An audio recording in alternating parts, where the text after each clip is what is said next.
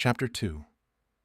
The car sped through the city streets, weaving in and out of traffic as they circled around, careful not to head straight home.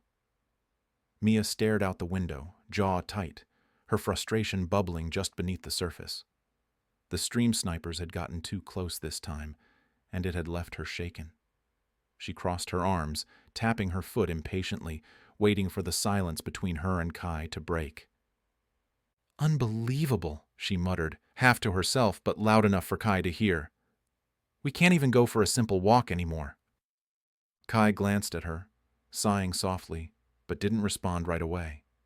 The car turned another corner, and he looked out at the passing city, trying to keep things calm.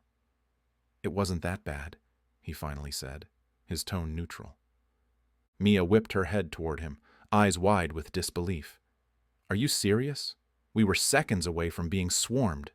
Again." Kai shifted in his seat, running a hand through his hair. "Yeah, but we got out in time. We handled it." "That's not the point, Kai." Mia's voice rose with frustration. "We shouldn't have to handle anything. We can't even walk in the park without worrying about being tracked down like we're some kind of zoo animals." She threw her hands up, exasperated. Kai leaned back against the seat, staring at her. "Mia, come on. It's part of the deal.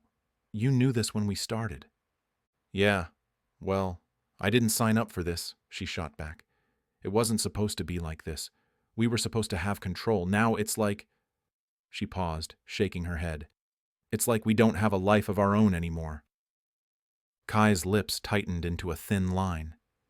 "We still have control. We're just adjusting, that's all." Mia laughed bitterly. "Adjusting? To what? To being prisoners in our own lives? We can't do anything without an audience. I can't breathe without someone watching me. It's suffocating, Kai." Her voice cracked, and she looked away, the weight of her words heavy in the car. Kai sighed, his gaze softening as he watched her struggle. "I get it, Mia. I do," he said quietly. "But this is how it is now. We've come too far to go back." "Maybe you have," she snapped, her voice sharp, cutting through the tension. "But I'm not okay with this. I don't want to be stuck in this glass cage, constantly watched, hunted down by people who think they know us." She turned to face him again, her eyes searching his for something, an understanding, a sign that he felt the same. But all Kai could do was shrug. "It's not as bad as you're making it out to be, Mia. Yeah, today sucked, but look at what we've got. Millions of people love us. They look up to us. That's huge." Mia stared at him, her eyes narrowing. "That's what this is about for you, isn't it? You like it. You like the attention." Kai opened his mouth to deny it, but the words didn't come. Instead, he looked away, unable to meet her eyes. Mia shook her head, her voice low. "I can't believe you." She pressed her fingers to her temples, rubbing them as if trying to soothe the headache building behind her eyes. "We're supposed to be in this together, but it feels like I'm the only one who actually wants our life back." Kai stayed silent, the hum of the engine filling the void between them. They drove on, circling the streets, the tension thick in the air. Every corner they turned, Mia's frustration deepened, while Kai sat with his thoughts, wrestling with a truth he didn't want to admit. Because maybe, just maybe, Mia was right. Back at the apartment, Kai hadn't expected any surprises. He was still running through the argument in his mind as they climbed the stairs, both of them quiet, the weight of their frustration still lingering. When they reached the door, Mia's mood shifted. Her eyes brightened slightly, something different from the tension in the car. As Kai moved to unlock the door, 3 figures stood waiting by the entrance. Kai blinked, surprised. "What the—" Mia smiled, the tension easing from her face. "I invited them. Didn't think you'd mind." Standing at their door were 3 of Mia's closest friends. Rachel, a lively, spirited woman with dark, curly hair, gave a quick wave. Next to her was Tasha, petite and with an air of quiet confidence, her sharp eyes taking everything in. The third was Dante, tall, broad-shouldered, and casual. with his signature baseball cap pulled low over his eyes. Kai looked from Mia to the group, shaking off his surprise. "Nah, it's cool," he said, a small grin pulling at his lips. Wasn't expecting a party, though. "We missed you two," Rachel chimed, pulling Mia into a hug. "Had to make sure you were surviving all the madness." Mia laughed, tension visibly leaving her body, and Kai could tell this was exactly what she needed. A break, some time with people who didn't care about the cameras, who didn't treat them like they were living under a microscope. Mia ushered everyone inside, and soon they were gathered in the living room, the conversation flowing naturally. Laughter filled the space as old memories surfaced, and for a moment, Kai forgot about the millions of viewers watching through his eyes. After a while, Mia got up and motioned for Rachel to join her in the other room. "I need to tell you something crazy that happened today." Rachel raised an eyebrow but followed her, curiosity clear on her face. As the two disappeared into the back room, Dante's phone buzzed and he glanced at the screen, frowning. "I'll be back," Dante muttered, standing up and heading for the door. "Gotta take this."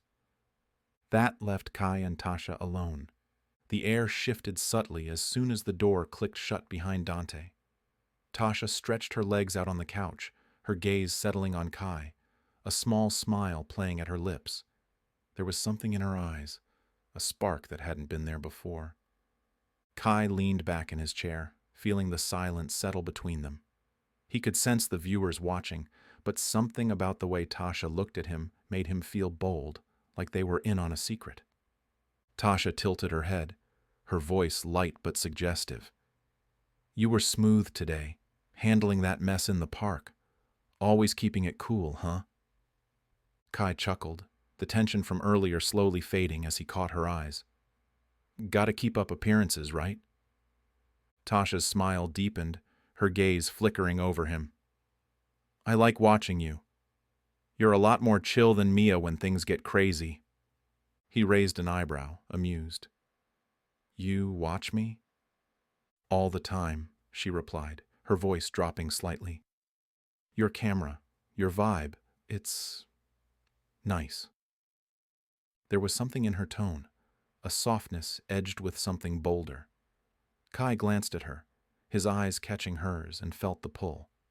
He knew where this was going, could feel the subtle heat building between them, but he didn't stop it. "And what about now?" he asked, leaning forward slightly, his voice lower. "You watching me now?" Tasha's smile widened, her eyes locking onto his. "Always."